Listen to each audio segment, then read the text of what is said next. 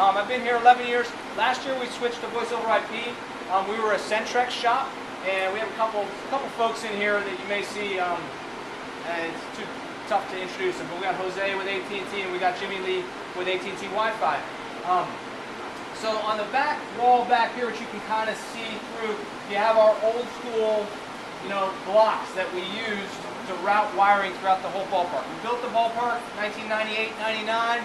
Back then, voice over IP. Did voice over IP exist back then, John? 98, 99? Just barely. We weren't really going to take the risk back then. Were you guys around back then? Yeah. Oh yeah, 96. 96? Yeah. We could have, but we weren't going to be an early adopter like CNET. We waited a few more years before we put it in. But so now, when we rolled it out, it was rock solid. But early on, the AT&T was our integrator, and they were unbiased. We sat down. We said we want to look at all 4 providers. They said we'll look at all of them, and then they served as our integrator and continue as our partner. We're all ShoreTel. So right to my left here is our ShoreTel phone system. So this runs our ballpark. Old ballpark is on that back wall back there, where we have all the blocks. This is our new system here. We made the transition right prior to opening day last year. We did it in 3 or 4 phases. We were pretty worried about it. Naturally, in a baseball season, you don't want to make too many changes right around opening day, especially to a core, system like your phone system. Everybody wants to be able to make calls. People were apprehensive about voice over IP. They thought the calls would be garbly. They were worried they were going to have drop calls. So we wanted to phase it out, phase it in gradually. When we looked at the 4 different vendors, the things we were most impressed with was ShoreTel. I mean, it sounds a little bit like a broken record, but it's really simplicity. First and foremost, this is how simple our system is. This is it. When we got our demos from some of the other guys and we saw the certifications you had to get and all the training that was required, it was pretty consistent across all of the other competitors what you would get. And it was not going to fill just this little rack. It was going to fill up 2 or 3 of these racks. A lot of different points of failure. Increased TCO to power this thing. You hear this room makes a lot of noise. There's a lot of power consumption in here. Some of it's air conditioning too. Listen, this rack is pretty quiet over here. We're not consuming a lot of power here. This thing runs like a top. It's rock solid. We've got conferencing throughout the office. We've got a call center. We've got a call router to direct folks to the right sales rep, whatever it might be. We've got this integrated with our CRM system in the front office. So if you are a season ticket holder, then we are tracking our communications with our season ticket holders and feeding into our CRM system. And we've had it in place for a little over a year now. We've saved hundreds of thousands of dollars in a year through this system. It's made a huge impact financially. It's improved our productivity. And from a support perspective, it's been simple. I mean, I didn't have to send anybody to certification or training. And John said earlier that you can have a receptionist running it. I don't have a receptionist running it, but I do have someone who has no engineering or telecommunications strong background running the system. It's more of a user interface experience for them. So we went from having to hire people and bring them in to do moves, add changes, and punch downs on that wall over there, to just using our IP infrastructure with a simple solution like this. So is that where you derived the cost savings from? Was from the switching people over doing from that? Centrex and having to pay monthly fees for 1,000 lines in the park to taking it all in-house and running on our IP network. When we built this ballpark, it's all about timing. Today you build a ballpark, nobody would be running all that telecom wiring like we have over on that wall. We ran 6 voice and 6 data jacks to every suite in the park. If you go back to suite number 1, you'll see we have, pull the couch back, you got 6 voice and 6 data. The first year here we gave every fan had their own dial-up, every suite had their own dial-up line for free. That was one of the perks. Then the next couple of years we gave DSL lines. Now it's just, we've got 266 Wi-Fi access points in the park now. Everybody's Wi-Fi in it. But because of when we built the park, we had to make that investment in infrastructure. Convince the skeptics.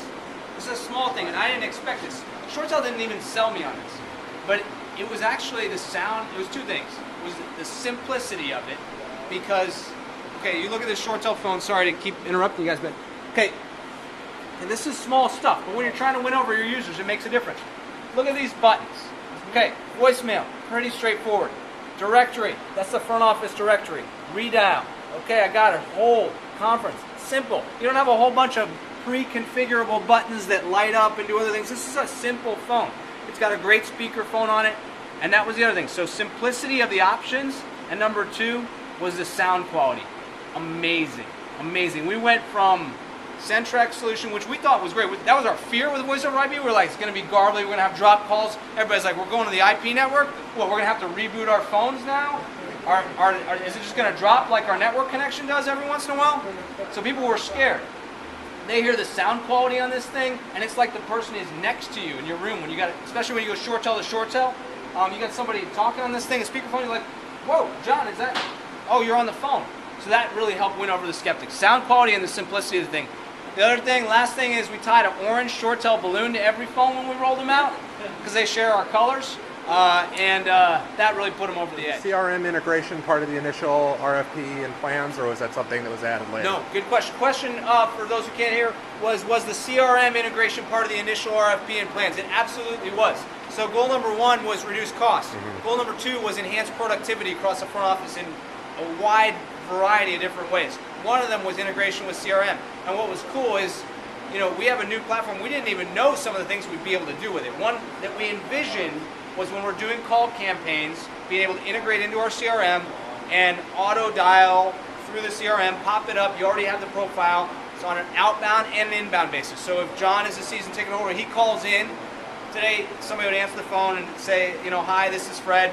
Fred is John. John, what's your account number? Pull it up. No, now John calls, boom, it's already popped. Say, hey, John, how's it going? How'd you enjoy the game last night? Because we tracked whether John came in through the turnstile as well. So we're tracking all that, so it really improves the productivity of those types of calls. Along those lines, kind of slightly tied to something John said earlier about the feature set. Another thing that was a cool feature at the executive level. So talking about CEOs and executives kind of embracing this, because it's change. And you know, sometimes those top level guys, they're too busy to read the instructions or go to the training. That's for sure. We did a training. Maybe 20% of the front office attended the training. The other 80% had to fend for themselves with the little one-pager we put. Our CEO was one of those. We trained, his assistant was even too busy to go to the training. But they had the one-pager, and our CEO tells me in our next executive team meeting, he's like, I love the new ShoreTel system. The coolest thing about it is that I can respond to voicemails from people who aren't even at the Giants. I'm like, really? Did ShoreTel even sell me that? How is that even possible? He's like, Bob Dupay, CEO of MLB, called me yesterday, and I responded and left me a voicemail. I responded to his voicemail. I'm like, MLB's not even on ShoreTel. But what it is, it's a small thing. But you know, the top guys like this. You can hit respond to the voicemail, and you actually respond with a call. It's not, you're not like going to respond with a voicemail, but you call back. So when he's on the road all the time, that's actually a nice feature because he doesn't know who's calling him. He gets a call from Bob Dupay. He says, respond to that call. Boom, he's calling Dupay directly.